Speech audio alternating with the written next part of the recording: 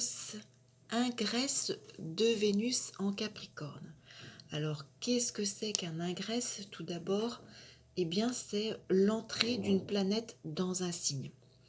Très souvent, on s'intéresse particulièrement à l'ingresse du Soleil en Bélier, puisque c'est ce qui caractérise en fait la nouvelle année astrologique et le début du cycle avec l'entrée du Soleil dans le tout premier signe du Bélier. Donc on s'intéresse principalement à celui-ci et puis notamment également à tous ceux concernant les planètes dites lentes, puisqu'en principe elles stationnent dans un signe pendant de nombreuses années.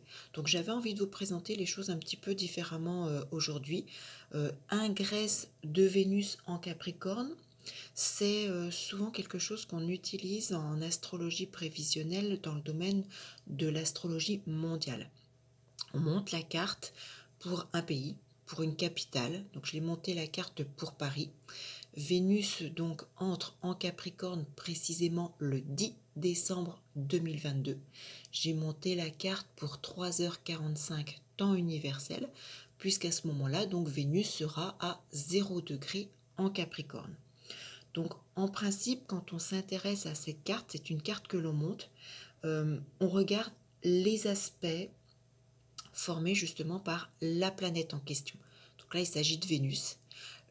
En regardant justement le positionnement de Vénus, les aspects qu'elle reçoit, dans quelle maison elle se situe, on regarde également la planète maîtresse du signe concerné.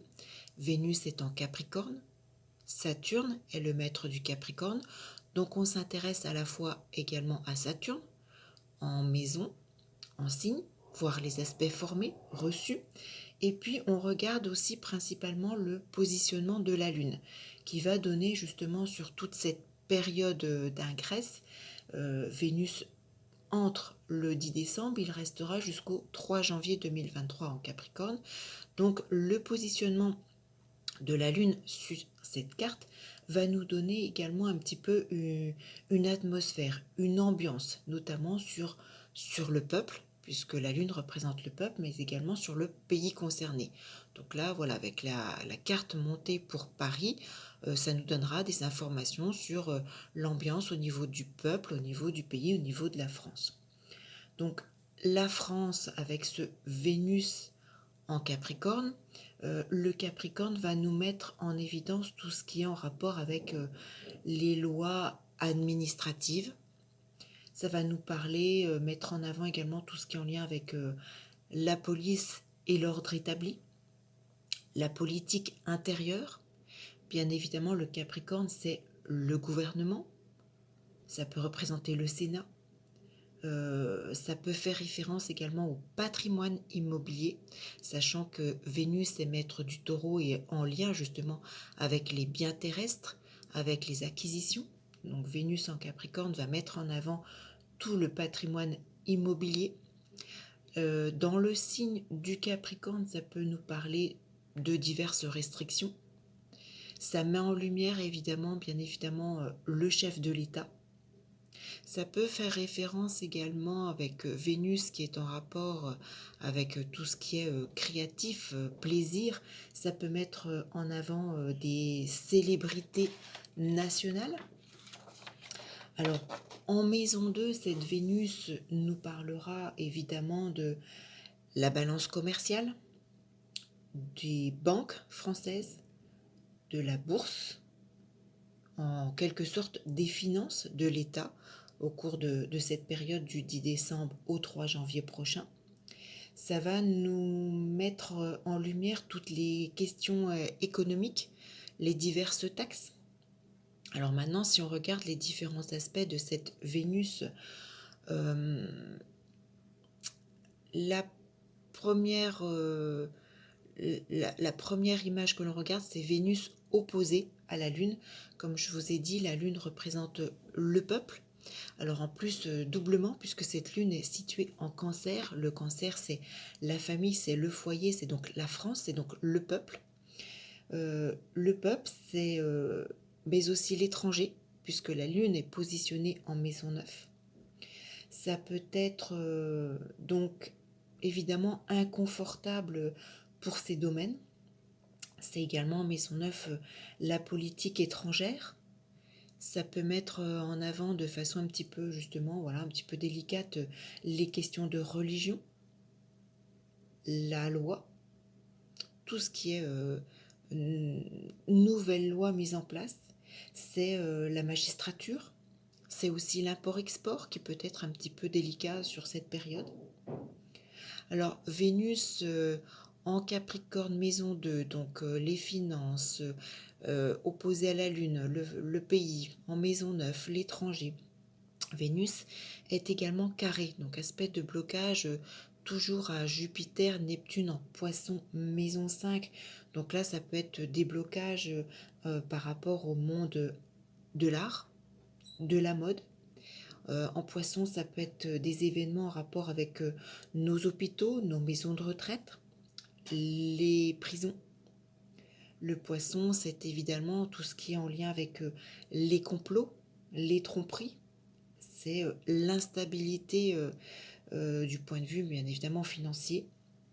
Les Poissons, je vous le rappelle, c'est tout ce qui est en rapport également avec les choses cachées. On peut encore, au cours de cette période, nous cacher des choses. C'est évidemment toutes les épreuves de la nation. C'est avec le Poisson tout ce qui peut être toujours en lien avec les grandes épidémies. Alors bien évidemment, le Covid-19 n'a pas disparu. Nous sommes également sur des périodes où la grippe, tout simplement, peut être beaucoup plus virulente. En maison 5, Jupiter, Neptune, carré à Vénus, ça va nous parler évidemment de blocage, peut-être en rapport avec tout ce qui est en lien avec l'éducation, les écoles, les lieux de divertissement, tout ce qui est en lien avec la vie artistique. Alors ça peut être les questions également de natalité, tout ce qui est en rapport avec le sport peuvent être mis en avant au cours de cette période. Alors, le point positif, il réside bien évidemment dans la planète maîtresse de cette ingresse, puisque Vénus entre en Capricorne, Saturne en est le maître. Saturne est positionné en Verseau, il est toujours en domicile, donc c'est bénéfique. Saturne est chez lui. Il vient un petit peu rétablir justement cette instabilité de Vénus opposée à la Lune et carré à Jupiter-Neptune, bien relié au Soleil en maison 2, donc il vient, comment dire, reformuler, repositionner des choses plus positives en lien avec nos finances, avec nos banques. Donc il vient rétablir un petit peu l'instabilité de Vénus. Saturne est en maison 4, donc il nous parle bien du pays, de la France.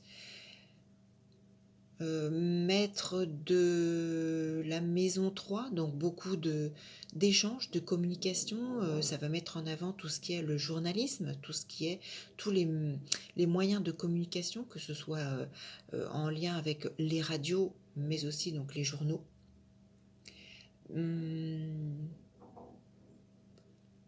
Maître de... Alors, si on monte la carte et le positionnement de Saturne, il est également donc bien relié à Mars, la planète de l'action.